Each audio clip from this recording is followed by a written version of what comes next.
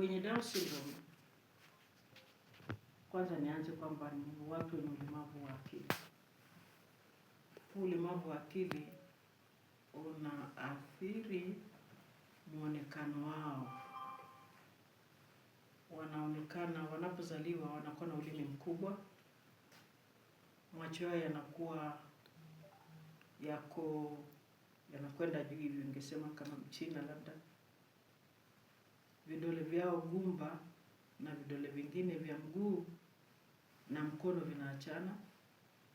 Wanakuwa na shingo fupi, na mara nyingi au niseme mara zote wanakuwa na sura mfanano, na watu mara nyingine wanaita majina ambayo hawajui na kusema ni mtindo wa ubongo, na majina kama hayo ndondocha. Lakini mtindo wa ubongo ni aina nyingine ya ulemavu, tunaita cerebral palsy. Nilimzaa binti yangu miaka 31 iliyopita katika hospitali moja Dar es Salaam, na sikuambiwa lolote kuhusu hali yake, na hadi leo ndivyo ilivyo. Na nilimlea akiwa mmoja wa watoto wangu watatu wa mwisho, lakini kwa kumchanganya sana na kwenda naye mahali. Niseme tu kifupi ni kwamba aliweza kuwa mahali ambapo kuna uelewa zaidi, lakini ikawa sababu ya kusema tu asemee. Kwa hiyo tulianza tangu 2011 kama familia kusema tuwasemee hawa jamii juu ya Down syndrome, na mwaka huu 2011 Umoja wa Mataifa ulitangaza rasmi kwamba tarehe 21 kila mwaka iwe siku ya kuadhimisha wenye Down syndrome duniani. Tulianza kidogo kuanzia 2012, lakini kuanzia 2023 tukaanza kuadhimisha kitaifa. 2023 tulifanyia Arusha, 24 Dar es Salaam, 25 Mwanza, na mwaka huu kwa kibali cha Katibu Tawala mkoa wa Kilimanjaro tumepata kwamba tutafanyia katika mkoa huu wa Kilimanjaro. Ilikuwa iwe Jumamosi tarehe 21, lakini kwa kuwa kutakuwa na sikukuu itafanyika Jumanne tarehe 24 Machi katika viwanja vya Hindu Mandara. Katika maadhimisho hayo vitu gani vinafanyika? Katika maadhimisho hayo mambo mbalimbali yanafanyika. Mojawapo vituo na shule ambavyo vinatunza watoto au watu wazima wenye hii hali pamoja na wengine wanaalikwa kuonyesha kwamba wanaweza kufanya mambo mbalimbali, na hakika wanaweza kufanya mambo mbalimbali wakiwezeshwa, kama kusuka shanga, kufagia, kufanya kazi za mikono na nyingine. Kwa hiyo kutakuwa na mabanda ambayo yataonyesha kazi zao na uwezo wao. Na tunaposema mabanda sio tu ya watu wa mkoa wa Kilimanjaro, tutatoka mikoa mingine pia. Arusha ni mojawapo, Pwani na kadhalika wataonyesha. Lakini inakuwa ni nafasi ya watu kuwaelewa hawa. Wataona ni Down syndrome wakicheza, wakifanya mambo tofauti na wanavyofikiri. Na inakuwa ni siku ambayo sasa tunawasemea, kwa sababu sisi tunaita ni sauti za hawa. Wao wenyewe hawawezi, hata wajui nini kinaendelea. Kwa hiyo ni nafasi pekee ambayo tunaendea serikali kwamba watoto wetu au watu wenye Down syndrome wanaweza kufanyiwa 1, 2, 3. Lakini mahususi kwa mwaka huu kauli mbiu inasema pamoja dhidi ya upweke. Ina maana gani? Hao wenye Down syndrome wanakuwa na upweke mkubwa sana. Upweke kwanza unaanza katika familia. Wanakataliwa, na inasikitisha kwamba hata familia nyingi akizaliwa huyo mtoto baba anaondoka. Tuna kesi za mbalimbali kama hizo. Lakini pia upweke mwingine unatokana na matibabu. Hawapati matibabu yale ambayo pengine yalikuwa yafanyike, lakini kwa ajili ya gharama wanashindwa kuyapata. Mifano tu ni kwamba wakizaliwa wengine wanakuwa na matundu ya moyo, na haya lazima yafanyiwe upasuaji, na gharama ya upasuaji ni kubwa sana. Tunamshukuru Mungu, hospitali ya Jakaya Kikwete Cardiac Institute Dar es Salaam wanatusaidia tunapowaomba, lakini kwa kesi moja moja. Ni mzazi, nina mtoto ambaye na ulemavu wa Down syndrome. Kwanza nikisema ni kwamba hata wakati wa ujauzito tunapitia wakati mgumu, kwa sababu kunakuwa ujauzito wa mtoto aliyetangulia na ambaye wa sasa hivi inakuwa ni tofauti mno, ambapo hata ukaaji wake kwenye tumbo unakuwa tofauti. Kwa hiyo unapata changamoto kubwa, inakulazimu kuanza kliniki mapema. Haya, wakati wa kujifungua pia, ambapo kuna ile umetarajia, umekaribia kuja kujifungua, unakuwa ile kupata maumivu ya kama vile mzazi wa kawaida. Mimi sikupitia huko. Ilifikia nimeenda nilikuwa nimeenda kliniki kawaida. Ndio waliponifanyia skani wakagundua kwamba kuna mtoto amekaa vibaya. Ikanilazimu kufanyiwa upasuaji wa haraka. Kwa hiyo ndio maana yule mtoto akatolewa. Mtoto kwa kweli alipotolewa alikuwa hakuweza kulia. Wanakuwa ni wavivu katika ukuaji wao, wanakuwa ni wavivu mno. Changamoto nyingine unakuta hawakuelezi kwamba huyu mtoto ana shida kwa haraka, ili wewe upate kwamba kujiandaa saikolojia. Kwa hiyo ndio hata kuna ile wakati umeshajifungua, inafika muda unaruhusiwa kwenda nyumbani. Unakuta yule mtoto ana tatizo kubwa, kuelezewa bado pia inakuwa ni changamoto kubwa mno. Unatakiwa muandae, ukishajua kama daktari au tabibu wameshajua kwamba kuna shida fulani, unatakiwa uandaliwe saikolojia, ujue kwamba mimi nimebeba kiumbe cha aina hichi, ana tatizo hili, ili na wewe pia unakuwa umeshajiandaa. Kwa hiyo ni shida kubwa sana ambao wazazi wengine nimeona pia wanapitia. Kwa hiyo kipindi hicho nikaambiwa mtoto ana tatizo la tobo kwenye moyo, matobo. Ameendelea na matibabu hivyo, ameenda kutibiwa, kuangaliwa x-ray nasema kwamba ana matobo. Nikapewa barua niende Muhimbili, nashukuru Mungu akasaidia, nikapata mfadhili. Nikampeleka hospitali nyingine Nairobi. Sasa kule cha ajabu ni kwamba walianza matibabu upya. Walipoanza matibabu wakaanza na moyo.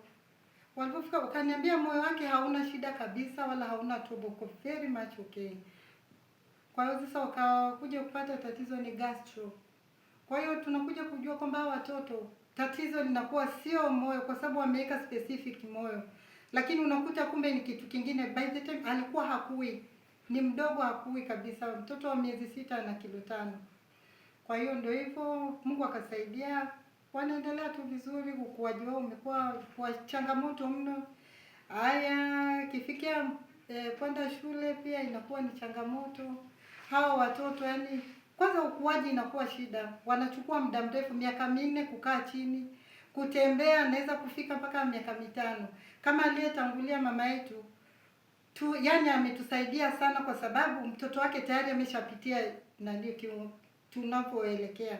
Kwa hiyo anatusaidia sisi kujua ni kitu gani kitatupata mbeleni. Kwa hiyo wazazi ambao hawajafikia kule, naomba tumjue kwamba hawa watoto wana changamoto kubwa, msikate tamaa. Mpambane. Hawa watoto wanakuwa na kutembea, wanatembea kama miaka 5 kuendelea. Kwa hiyo inakuwa wakati tuko wachanga bado hatujajua kuhusiana na Down syndrome. Ilitupa shida mno, mpaka unakuja kumlaumu Mungu vipi. Lakini tumekuja kugundua hawa watoto ndio ukuaji wao ni wana pole wanaenda taratibu. Haya, shule pia ni changamoto. Unakuta hawa watoto hawawezi kutumia mikono, hawezi kuandika, wana shida ya kuongea, hawezi kuongea, lakini Mungu amewapa upeo wa akili, wanakuwa na akili mno. Sasa ukute mtoto ana uwezo wa akili, hawezi kuandika, hawezi kuongea, tunamsaidiaje? Tulikuwa tunaomba serikali watusaidieni tupate hata mbadala, tujua watoto tutawasaidia, sababu wakishafika darasa la 7 hatujui tutawapeleka wapi, kwa sababu hao wetu bado wadogo na miaka 8. Je, tumeshajua kwamba wakifika la 7 wataenda wapi? Ndio tunaomba serikali tusaidie. Changamoto nyingine inakuja upande wa bima, hawa watoto wapate matibabu. Kuna sisi angalau kidogo tuna uwezo. Je, yule ambaye hana uwezo kabisa, hawa watoto yani wanaumwa mara kwa mara na mara nyingi tunawapoteza. Kwa hiyo tunaomba tu serikali tusaidie kwa hilo. Kwa majina naitwa Christina James Makundi. Ni mama mwenye mtoto mwenye Down syndrome, aliyezaliwa na Down syndrome. Mtoto nilimzaa mwaka 2014. Kwa kweli kuwa na mtoto mwenye Down syndrome ni changamoto sana, kwa kuwa ukuaji wa mtoto ni shida toka mwanzo, kuanzia kwenye kunyonya, kwenye ukuaji halisi na kadhalika.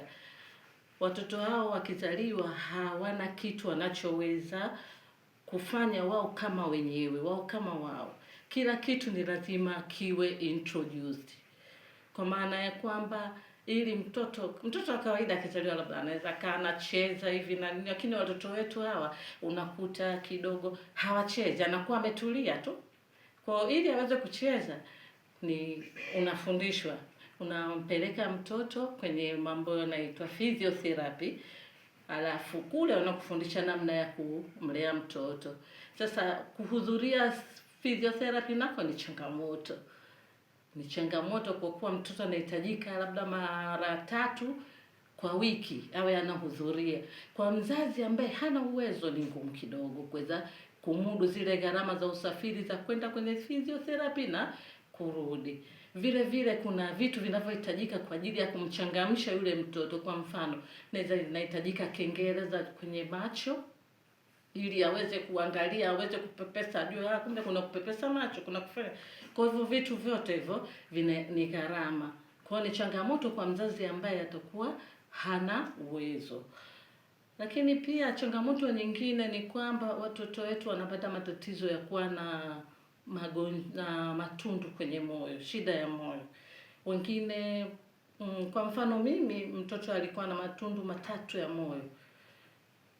Mwanzo kabisa ilikuwa ni ngumu kugundua, lakini baada ya kukimbizana hapa na pale, niwashukuru pia madaktari wa KCMC ambao mwanzo kabisa waligundua shida ya mtoto, lakini pia nishukuru hospitali ya Jakaya Kikwete ambako mtoto alipelekwa na pia akaweza kufanyiwa upasuaji wa moyo na anaendelea vizuri, ninamshukuru Mungu. Lakini changamoto ni kubwa sana ambazo tunakutana nazo kama wazazi. Kwanza kabisa jamii haikubaliani na kitu kinachoitwa Down syndrome. Hawajafahamu sana kwamba kuna Down syndrome. Na pia wazazi wengi pia wanawaficha wale watoto wenye Down syndrome. Unajua, kwa sababu mtoto anakuwa amezaliwa hawezi kujitegemea. Wewe mzazi unahusika kwa kila kitu. Wewe mzazi unahusika kwenye kila kitu, kuanzia atakavyokula, atakavyojisaidia, kila kitu, na wewe mwenyewe ndio unaweza kugundua kwamba mtoto ndo anauma, sababu yeye hata kama ni mkubwa hana uwezo wa kukwambia panauma hapa, au ninasikia njaa, au sasa hivi nataka kujisaidia, au nataka, yani huduma zote ni kwako wewe mzazi au yule unayemlea. Kwa hiyo nayo ni changamoto kubwa sana, kwa sababu inachukua muda wako mwingi sana hata ya utendaji wa kazi kwa ajili ya kumhudumia mtoto huyu. Ni changamoto kubwa sana. Mimi mzazi kwenye shule Setetepo Izawali. Mimi ni at college and the last course. Mimi najua swimming, I win for relations. Kwa hiyo unapenda kuogelea zaidi? Ndio. Una wito gani kwa wengine wenye changamoto kama ya kwako, watoto kujiamini na kuendelea kufuata ndoto zao? Mtoto wangu